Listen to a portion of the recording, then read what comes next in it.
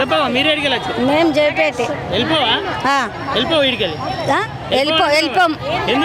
ఎందుకంటే మేము నిలవేరిన ఏవి అవకాశాలు ఇచ్చిర్రు మాకు ఓట్ల ముంగట్నేమో అన్ని చేస్తాం ఇన్ని చేస్తామా అని 24 రోజుల ధర్నా చేసినాం అప్పుడే ఈ కాంగ్రెస్ వాళ్ళు వచ్చి మాకు అన్ని చేస్తాం మేము అన్నిటికి మేమే జిమ్మదారి మేము అన్నిటి చేస్తామని చెప్పి మాకు అన్నిటికీ చెప్పిర్రు అప్పుడేమో 24 రోజుల జీతం కూడా కట్ చేసి జీతం ఇస్తామన్న వాళ్ళు కూడా ఇవ్వలేరు 20 రూపాయలు కనీసం ఎంతమంది వచ్చినా లోపల కూర్చోరని చెప్పకుండా రోడ్ల మీద కూర్చుని కదా మరి రోడ్ల నెరవేర్చదా మీ డిమాండ్ మేము చచ్చిన దాకా కూడా ఇదే సేవ చేస్తాం ఇట్టనే ధర్నాలు చేస్తాం ఇక ఆపం చెప్పు నువ్వేడికి వచ్చినావా నార్కండ్ జిల్లా ఇప్పుడు వచ్చినావు ఇబ్బంది కాలేదా ఇబ్బంది అవుతుంది ఇబ్బంది అవుతుందా ఏం కావాలి మీరు నీకేం కావాలి మాకేం కావాలి చేస్తూనే ఉన్నాం ఇంకా మంచిగానే ఎత్తున్నావు మరి ఏమైంది మరి ఇబ్బంది ఏంది ఇబ్బంది అంటే మాకు నౌకలు లేవు ఏం లేవు 50 రూపాయల కాడ నుండి చేసుకుంటూ వస్తే 40 ఏళ్ళు నౌక వస్తుంది ఇవాళకు ఒక పైసా లేదు మాకు జీతాలు లేవు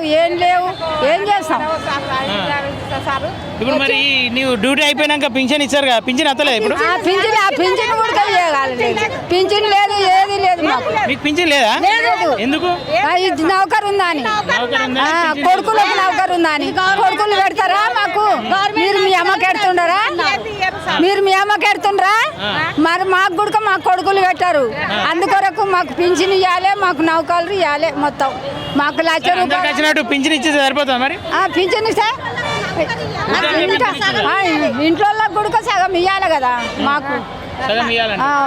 అంట్లో సగం ఇచ్చినా బాగుంటుంది మేము ఎట్లా బతుకుతాం ఇన్నేళ్ళు చేసుకుంటూ వచ్చినాం మరి మేము ఇప్పుడు ఏ కూలి పోతాం ఏ నాలి పోతాం ఏ చిలకలకు పోతాం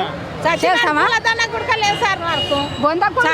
కూలి కూడా ఇయ్యారు సార్ మట్టి కూలి కూడా ఇయ్యరట ధర్నా చేసినాం 25 రోజులు ధర్నా చేసినాం వినాయక చవితి చేసినాం అన్ని చేసినాం ఇంకా మాకు చచ్చినా కానీ కూలీ లేదు సార్ మరి ఎవరు బొంద పెడతారు సార్ కొడుకులకు పెడతానే కదా సార్ మేము చేసిన శాత పిల్లలకు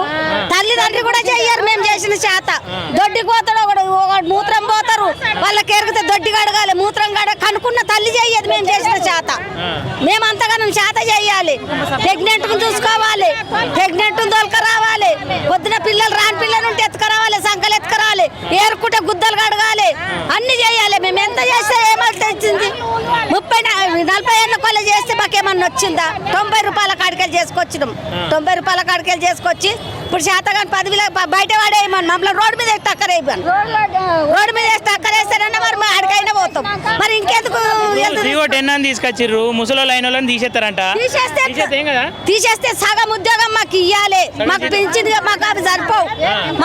మాకు 5 లక్షలు టీచర్లకు 10 లక్షలు ఇవ్వాలి అట్లా అయితే పోతాం సరే తర్వాత ఆయమ్మలకు కూడా ఎగ్జామ్లు రాసినాకనే తీసుకుంటారంట తీసుకొని వాళ్ళను మేము మాకు అదే 5 లక్షలు ఇచ్చి పక్కకు దొబ్బమని సగం జీతం ఇవ్వమని అవి కట్టిస్తే రిటైర్మెంట్ అయితే మా కోడళ్ళన్నా మాకు ఎవరన్నా ఉంటారు కదా అరాసులు అప్పుడు 90 రూపాయలకు ఉన్నప్పుడు ఎవరు చేయలేరు సార్ మరి అప్పుడేమో మమ్మల్ని బల్మి గుంజి కుద్దలు కడిగిపిచ్చిర్రు ఇప్పుడు వాళ్ళు అడుగుతలేదు ఇంకా అడుగుతానే ఉన్నాం మరి గుద్దలు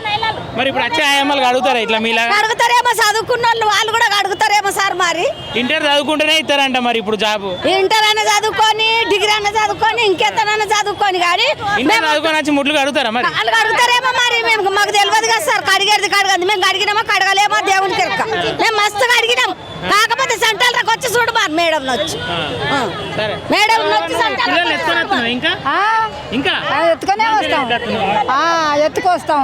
ఎత్తుకొస్తాం ఏరిగితే దొడ్డికి అడుగుతాం మూత్రం చేస్తాం అన్ని చేస్తాం ఎన్ని చేసినా మా చావకెత్తి మన ఏట్లో పోసినట్టే ఉంది